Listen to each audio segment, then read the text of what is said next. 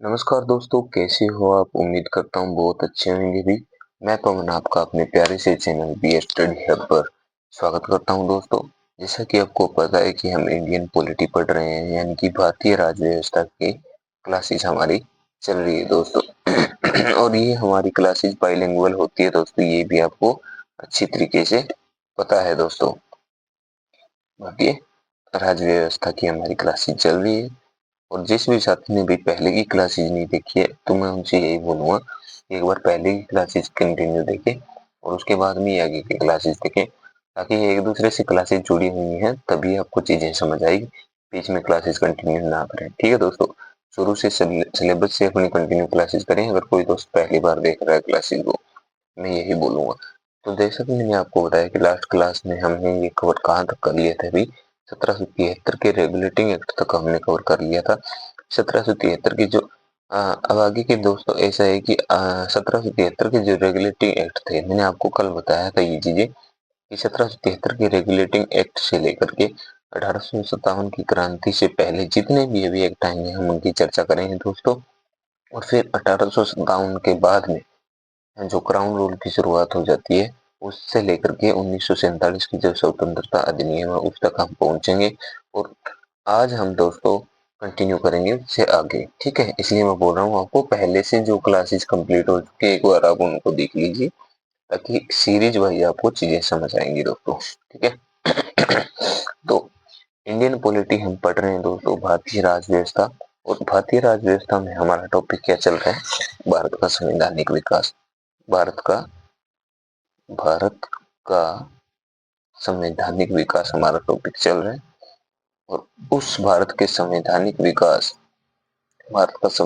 विकास या फिर constitutional development of India,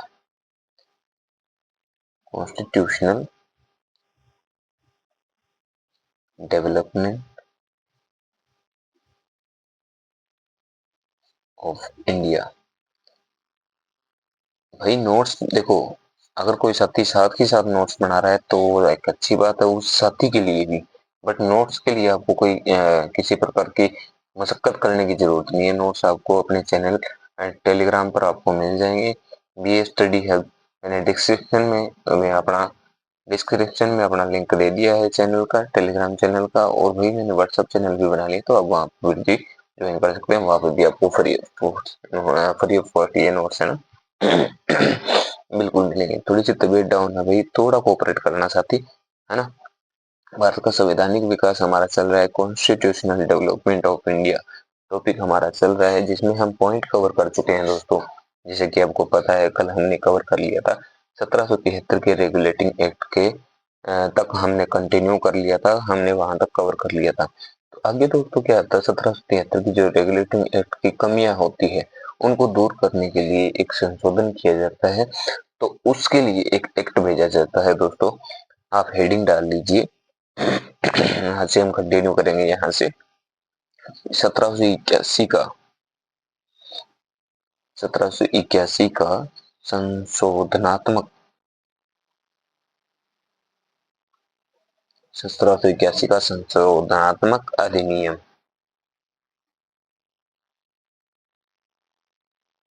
या फिर इसको इंग्लिश वाले साथी क्या लिखेंगे, 1781 एक्ट ऑफ सेटलमेंट,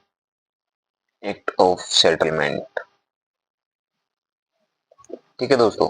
इंग्लिश वाले साथी इसको ये लिखेंगे, एक्ट ऑफ सेटलमेंट। इसके तहत तहत क्या क्या महत्वपूर्ण काम हुए, इसके तहत क्या क्या महत्वपूर्ण प्रोविजंस हुए दोस्तों, वो हम नोट करें जल्दी जल्दी सारे दोस्त फटाफट इस चीज को। सबसे पहला महत्वपूर्ण काम क्या हुआ दोस्तों, 1773 के रेगुलेटिंग अधिनियम में सुधार किए गए। क्या किए गए? 1773 के जो रेगुलेटिंग अधिनियम आया था हमारा, रेगुलेटिंग अधिनियम में सुधार किए गए दोस्तों। किसके तहत किए गए? 1781 के संशोधनात्मक अधिनियम के तहत। 1773 के रेगुलेटिंग अधिनियम में सुधार किए गए, या इंग्लिश वाले साथी लिखेंगे इसको, reforms were made in the regulating act of 1773। Reforms were made in the regulating act of 1773। ठीक है दोस्तों, इसके तहत यह हुआ 1781 के संशोधनात्मक अधिनियम के तहत 1773 के रेगुलेटिंग अधिनियम में सुधार किया गया। सबसे महत्वपूर्ण काम ये हुआ था। दूसरा काम इसके तहत क्या हुआ था, कलकत्ता की सरकार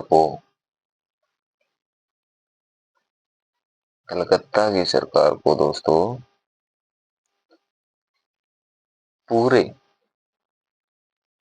बंगाल, बिहार और उड़ीसा, पूरे बंगाल, बिहार और उड़ीसा के लिए कानून बनाने का अधिकार दिया गया। कानून बनाने का अधिकार इनको दिया गया दोस्तों। यानी कि 1781 के एक्ट ऑफ सेटलमेंट के तहत ही कलकत्ता की सरकार को पूरे बंगाल, बिहार और उड़ीसा के लिए कानून बनाने का क्या दिया गया, अधिकार दिया गया। इंग्लिश वाले साथी इसे लिख सकते हो, government of Calcutta got the power to make laws for entire पूरे के पूरे एंटायर बंगाल, बिहार एंड उड़ीसा। ठीक है दोस्तों, कलकत्ता की सरकार को पूरे बंगाल, बिहार और उड़ीसा के लिए कानून बनाने का अधिकार दिया गया है। इनके कहने का मतलब ये है दोस्तों, इस सरकार के पास कानून बनाने के दो सोर्स थे। पहला अधिकार इनको मिला था 1773 के जो रेगुलेटिंग एक्ट थे उसके तहत मिला था, है ना। कलकत्ता की सरकार को कलकत्ता की प्रेसिडेंसी के लिए कानून बना सकती थी। और अब जो 1781 के एक्ट ऑफ सेटलमेंट के तहत पूरे बंगाल, बिहार और उड़ीसा के लिए कानून बना सकती थी दोस्तों। अब तीसरा अपना इसके तहत क्या क्या महत्वपूर्ण काम हुआ वो आप नोट कर लीजिए फटाफट। तीसरा महत्वपूर्ण काम हुआ इसके तहत कि गवर्नर जनरल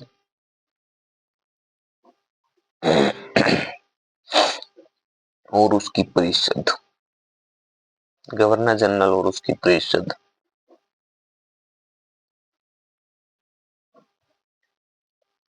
को सर्वोच्च न्यायालय यानी कि सुप्रीम कोर्ट, सर्वोच्च न्यायालय की अधिकारिता से मुक्त कर दिया दोस्तों। अधिकारिता से मुक्त कर दिया। गवर्नर जनरल और उसकी परिषद को सर्वोच्च न्यायालय की अधिकारिता से मुक्त कर दिया।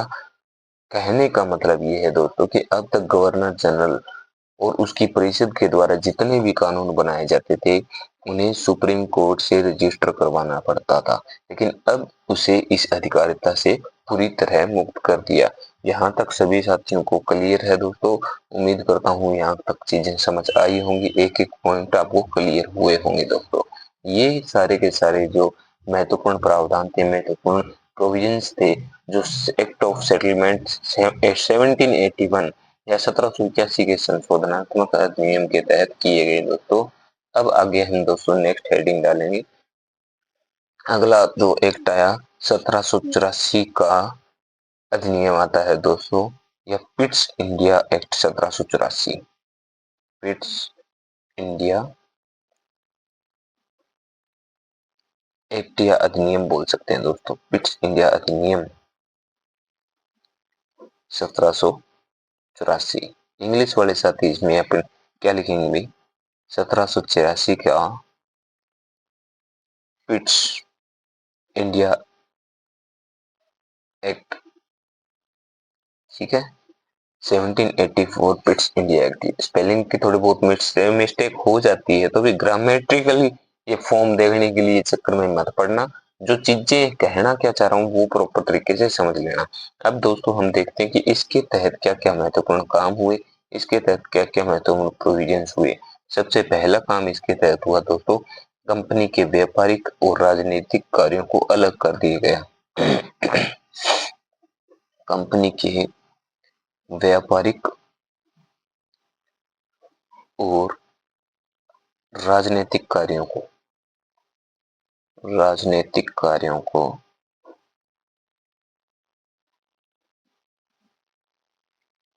अलग किया गया यानी कि कंपनी के जो ट्रेड और पॉलिटिकल जो वर्क्स थे उनको ईस्ट इंडिया कंपनी के अलग कर दिया गया है ना। तो इंग्लिश वाले साथी एक बार लिख लीजिए, trade and political trade and political works from East India company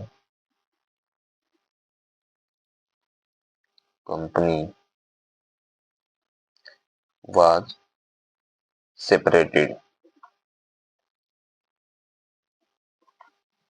आई बात समझ, मतलब कि कंपनी के जो व्यापारिक और राजनीतिक कार्यों को अलग किया गया, यानी कि कहने का मतलब ये है कि अभी तक व्यापारिक और राजनीतिक दोनों कार्य कौन करता था, निदेशक मंडल करता था, कोर्ट ऑफ डायरेक्टर्स करते थे अभी तक, यानी कि दोनों कार्य कौन करते थे, कोर्ट ऑफ डायरेक्टर या फिर निदेशक मंडल के हाथों में होते थे, लेकिन अब उन्हें एक दूसरे से अलग कर दिया गया। व्यापारिक कार्य दोस्तों, व्यापारिक कार्य यानी कि ट्रेड से रिलेटेड जितने भी काम थे वो कौन देखेगा, कोर्ट ऑफ डायरेक्टर या निदेशक मंडल के पास रहेंगे। निदेशक मंडल उन चीजों को देखेगा, कोर्ट ऑफ डायरेक्टर या निदेशक मंडल को इंग्लिश वाले साथी क्या लिखेंगे, कोर्ट ऑफ डायरेक्टर्स। इसमें कितने मेंबर थे आपको याद है ना, 24 सदस्य थे, उसमें 24 मेंबर थे, 24 मेंबर्स थे, ठीक है।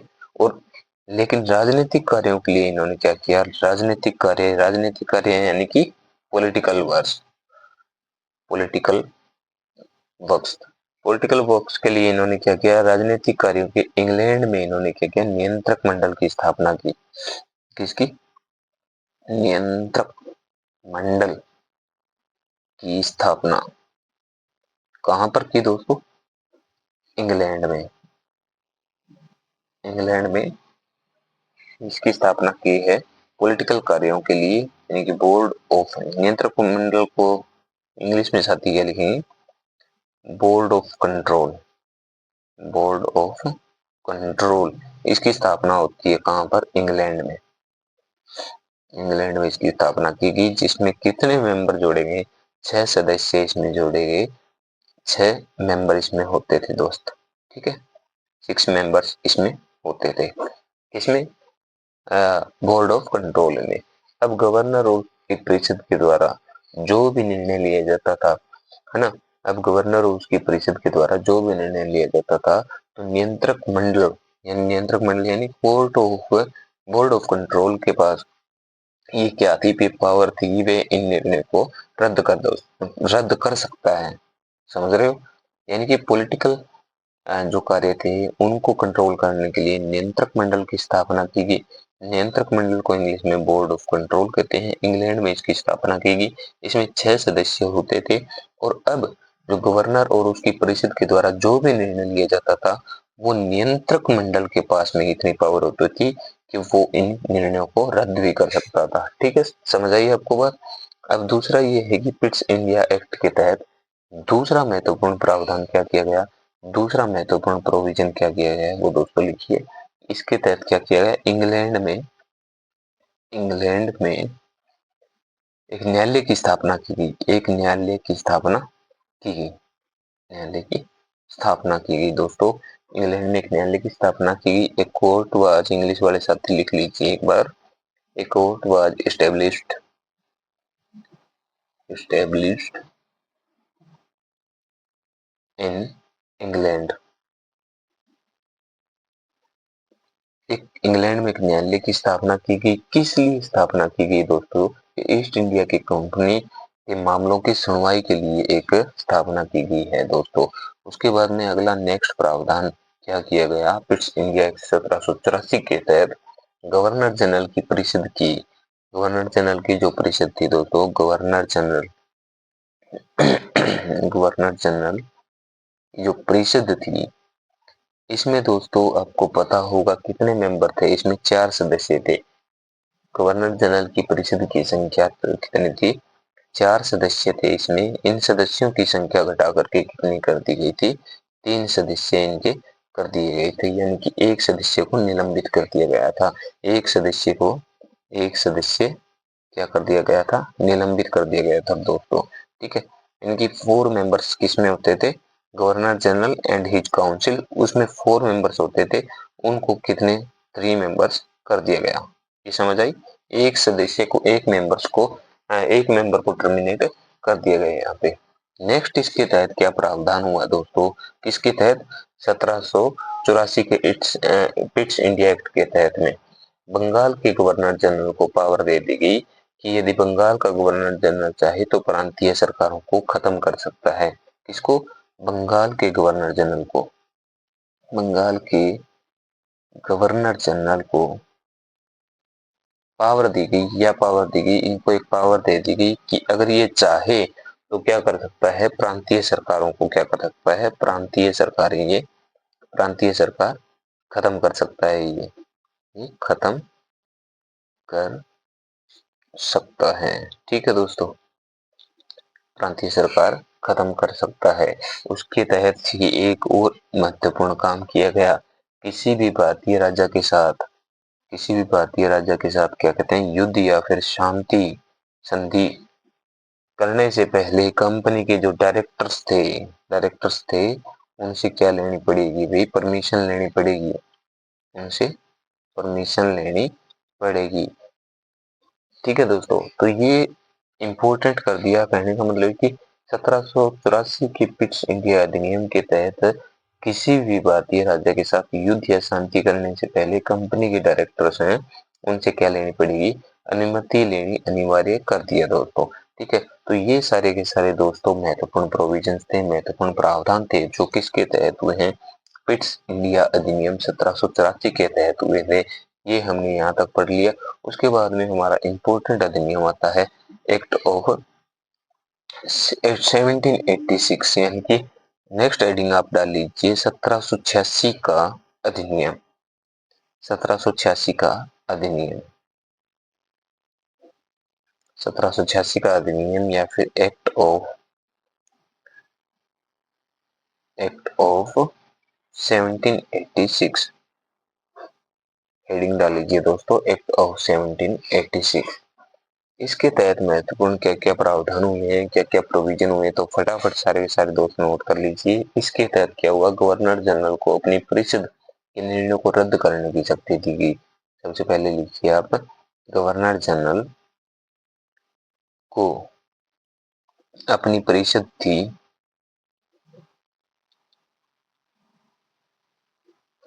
के निर्णयों को रद्द करने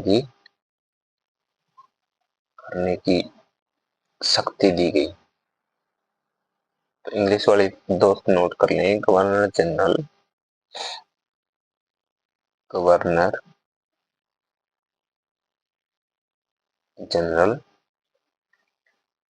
got the power to cancel decision किसके द्वारा लिए गए थे? Taken by his council. Governor general को अपनी ही परिषद के निर्णयों को रद्द करने की क्या दी गई दोस्तों? रद्द करने की क्या दी गई है? गवर्नर जनरल को उसकी अपनी जो परिषद थी उसको रद्द करने की क्या दी पावर दी गई है। ठीक है, तो इसके तहत दिए गए हैं ये जो हमारी थी किसमें? 1786 का जो अधिनियम था ना, उसके तहत ये पहला प्रोविजन, सबसे महत्वपूर्ण प्रोविजन था वो यही किया गया 1786 के तहत में। अब दूसरा प्रोविजन इसके तहत क्या क्या, दूसरा प्रावधान इसमें क्या किया गया है 1786 में? ये किया गया है भाई, इसी 1786 के अधिनियम के तहत क्या हुआ है कि बंगाल का जो गवर्नर जनरल था, है ना, बंगाल के गवर्नर जनरल को सेना का लिख लीजिए, गवर्नर जनरल बंगाल के गवर्नर जनरल को ही क्या कर दिया गया दोस्तों? सेना का का प्रधान सेना का प्रधान कमांडर बना दिया गया। सेना का प्रधान कमांडर बना दिया गया किसके तहत? 1786 के तहत। ठीक है, यानी कि governor general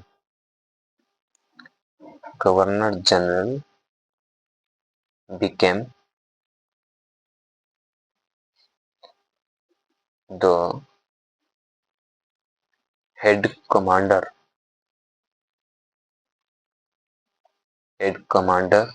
of British army.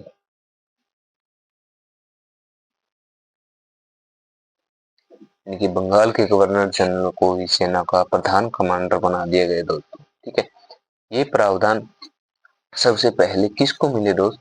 ये इम्पोर्टेंट आ जाते हैं। ये प्रावधान सबसे पहले मिले भी बंगाल के गवर्नर जनरल कौन थे? लॉर्ड कॉर्नवालिस को। ये क्वेश्चन पूछ लिया जाता है दोस्तों कि ये सारे के सारे प्रावधान, ये सारे के सारे प्रोविजंस सबसे पहले किस गवर्नर जनरल को मिलते हैं? तो लॉर्ड कॉर्नवालिस। लॉर्ड कॉर्नवालिस को ये प्रावधान प्राप्त हुए हैं दोस्तों। ठीक है जी। उसके बाद में दोस्तों बात करते हैं हम, देखो इसमें ये दो ही प्रोविजन इंपॉर्टेंट है, ये महत्वपूर्ण तो मैंने आपको बता दिए। उसके बाद में हम बात कर लेते हैं हमारा जो महत्वपूर्ण अधिनियम आगे नेक्स्ट आता है। हेडिंग डाल लीजिए सारे के सारे दोस्त फटाफट। 1793 का चार्टर अधिनियम। 1793 का चार्टर अधिनियम, या फिर इंग्लिश वाले साथी 1793 1793 चार्टर एक्ट। हेडिंग डाल लीजिए दोस्त। इसके तहत महत्वपूर्ण क्या क्या कार्य हुए, इसके तहत क्या क्या महत्वपूर्ण प्रावधान हुए, वो महत्वपूर्ण है बहुत ज्यादा। तो सबसे पहला महत्वपूर्ण प्रावधान इसके तहत क्या हुआ? कंपनी की जो कंपनी का व्यापारिक एकाधिकार, कंपनी का व्यापारिक एकाधिकार 20 वर्ष के लिए और बढ़ा दिया।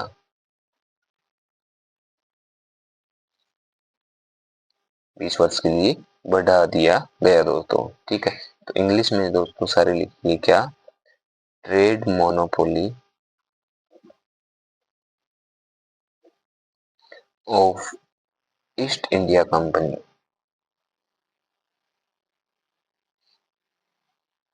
Trade monopoly of East India Company was extended for 20 years। ठीक है, यानी कि अब अगले साल 20, है ना, यानी कि अगले अगले 20 साल और है ना ब्रिटिश ईस्ट इंडिया कंपनी के पास ही व्यापारिक अधिकार बना रहेगा। ठीक है दोस्तों, इसके तहत दूसरा महत्वपूर्ण काम क्या हुआ? दूसरा महत्वपूर्ण प्रोविजन क्या हुआ? ये निर्णय लिया गया कि भाई जो नियंत्रक मंडल है, नियंत्रक मंडल, है ना, नियंत्रक मंडल जिसमें अभी मैंने आपको बताया कितने सदस्य थे? 6 सदस्य थे। नियंत्रक मंडल के जितने भी जो सदस्य थे, नियंत्रक मंडल के भत्ते जो मेंबर्स थे, इनके 6 सदस्य थे। इसमें आप यहीं पे लिख लीजिए, नियंत्रक मंडल के 6 सदस्य थे जो इनके भत्ते और वेतन दोस्तों, भत्ते और वेतन को भारतीय राजस्व से, भारतीय राजस्व से दिए जाएंगे। यानी कि इंग्लिश में आप दोस्त लिखेंगे क्या? नियंत्रक मंडल, नियंत्रक मंडल को क्या लिखते हैं? Board of control. Board of control. कितने सदस्य हैं इसमें? 6 मेंबर्स। मैंने अभी जैसे आपको बताया है दोस्तों, कितने मेंबर्स हैं? 6 मेंबर्स। इन जो 6 मेंबर्स हैं, इनके क्या किए जाएंगे? इनकी सैलरीज वगैरह, there salaries and allowances from, कहां से दिए जाएंगे? From Indian revenue. एक मिनट में, फ्रॉम इंडियन रेवेन्यू। कहने का मतलब है दोस्तों कि नियंत्रक मंडल के जो भत्ते और वेतन को भारतीय राज्यों से अब दिए जाएंगे, यानी कि पहले जो ये इंग्लैंड सरकार देती थी। क्यों? क्योंकि इसका गठन कहाँ हुआ था दोस्तों? इंग्लैंड में हुआ था। तो अब ये इनके भत्ते हैं, इनकी सैलरी है, इनके जो अलाउंसेज है वो कहाँ से दिए जाएंगे? भारतीय रेवेन्यू से दिए जाएंगे, यानी कि इंडियन रेवेन्यू से इसे दिए जाएंगे। इसके तहत तीसरा महत्वपूर्ण काम क्या हुआ दोस्तों? तीसरा महत्वपूर्ण काम हुआ कि कानूनों की व्याख्या का अधिकार सर्वोच्च न्यायालय को सौंप दिया गया।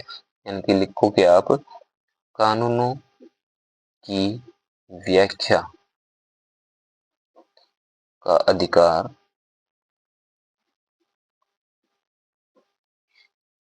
किसको दे दिया गया? सर्वोच्च न्यायालय को दे दिया गया। सर्वोच्च न्यायालय को सौंपा। कानूनी की व्याख्या का अधिकार सर्वोच्च न्यायालय को सौंप दिया गया, है ना? तो इंग्लिश वाले क्या लिखेंगे? Right to interpretation law. Right to interpretation law किसको सौंप दिया गया? सुप्रीम कोर्ट को। Supreme court. ठीक है दोस्तों, कहने के मतलब है कि कानूनों की व्याख्या का अधिकार सर्वोच्च न्यायालय को सौंप दिया गया। राइट टू इंटरप्रिटेशन लॉ किसको दे दिया गया? सुप्रीम कोर्ट को दे दिया गया दोस्तों। ये सारे के सारे जो प्रावधान थे, ये सारे के सारे प्रोविजंस थे दोस्तों, क्या किसके तहत किए गए थे? 1793 के चार्टर अधिनियम के तहत में ये किए गए हैं सारे के सारे। 1793 चार्टर एक्ट के अधीन ये प्रोविजंस किए गए थे दोस्तों। ठीक है, अब जो कंपनी का व्यापारिक अधिकार है दोस्तों, वो 20 साल के लिए बढ़ाया गया। इसलिए 20 साल बाद अगला चार्टर अधिनियम लाया गया, जिसको कहा गया 1813 का चार्टर अधिनियम। वो हम कल की वीडियो में कंटिन्यू आगे वहीं से क्लासेस शुरू करेंगे दोस्तों। आज के लिए इतना बहुत है ये चीजें। और दूसरी बात भाई, मैं आपको ये साथ के साथ इसलिए बोल रहा हूँ कि साथ के साथ चीजें कवर करते जाओ। सारी की सारी चीजें आपको धीरे धीरे हर एक चीज समझ आ रही है। हाँ, जो भी साथी अभी तक नया आया है वो टेलीग्राम चैनल ज्वाइन कर लेना, चैनल सब्सक्राइब करके चैनल सब्सक्राइब कर लेना, और अपना टेलीग्राम चैनल सारे के सारे दोस्त क्या करेंगे? ज्वाइन कर देंगे।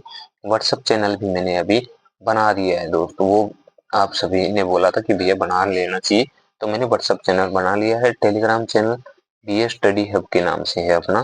ठीक है, अगर किसी को नहीं मिला है सर्च कर सकते हैं बी स्टडी हब, और इसी नाम से मैंने भाई अपना चैनल बना लिया है। क्या?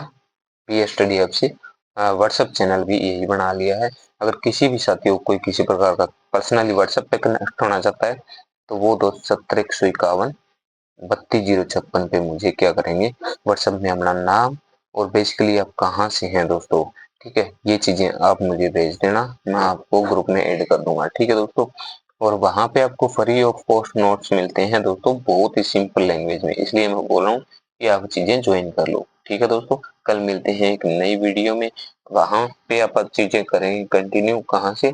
1813 की चार्टर अधिनियम से, उससे आके सारी की सारी चीजें हम पढ़ते रहेंगे।